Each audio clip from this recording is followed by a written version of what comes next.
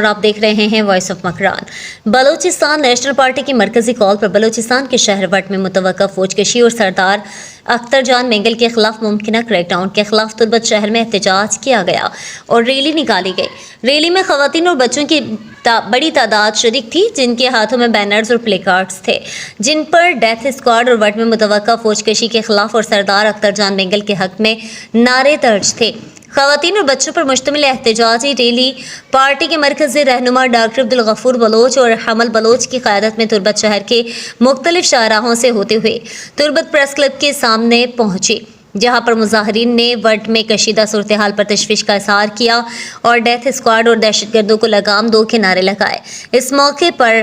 BNP کے رہنما doctor Abdul Ghafoor Baloch, حمل بلوچ اور دیگر رہنماؤں نے وٹ کی کشیدہ صورتحال پر تشویش کا اظہار کیا اور اس کی ذمہ داری حکومتی سرپرستی میں پلنے والے ڈیتھ اسکواڈ پر عائد کی اور کہا کہ اگر وٹ پر فوج کشی کی گئی تو اس کے انتہائی خطرناک نتائج سامنے آئیں گے، جس کی ذمہ داری حکومت اور ڈیتھ اسکواڈ پر عائد ہوگی۔